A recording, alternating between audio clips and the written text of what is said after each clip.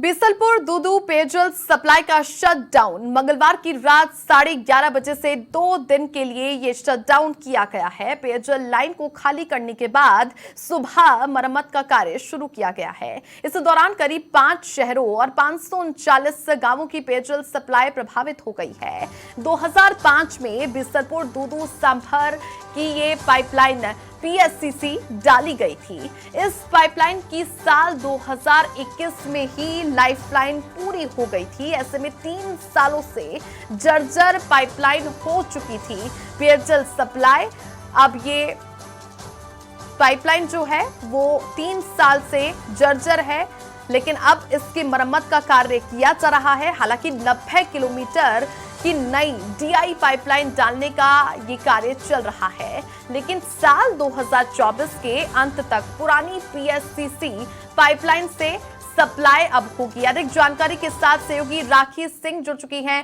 राखी, पेयजल सप्लाई का शटडाउन अब शुरू हो चुका है। रात 11:30 बजे से 2 दिनों के लिए शटडाउन है। लोगों को परेशानियों का भी सामना करना पड़ सकता है, लेकिन बड़ी बात यह है कि जो पाइपलाइन है 3 साल से ही उसको नई पाइपलाइन डल जानी चाहिए थी, लेकिन अब इसकी मरम्मत का काम शुरू किया जा रहा है।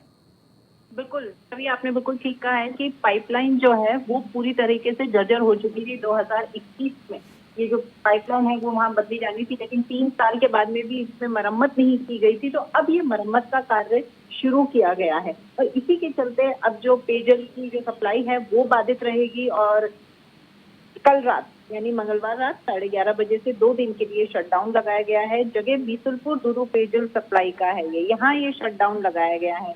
छवि, आपने ही बताया कि 5 शहरों और 539 गांव में पेयजल सप्लाई जो है प्रभावित रहेगी। हालांकि फिलहाल 2 दिन के लिए यहाँ पर गांव वालों को पेयजल की समस्या आएगी, लेकिन इसके बारे में भी अधिकारियों द्वारा उन गांव वालों को पहले ही सूचित कर दिया गया था। उन्हें पहले ही ताकीद कर दिया गया था कि मरम्मत का कार्य आगे करवाया जाएगा। इसके लिए 2 दिन शटडाउन लगाएंगे। तो आप लोगों से अपील है कि आप जल भंडारण का जो कार्य है वो पहले से कर ले।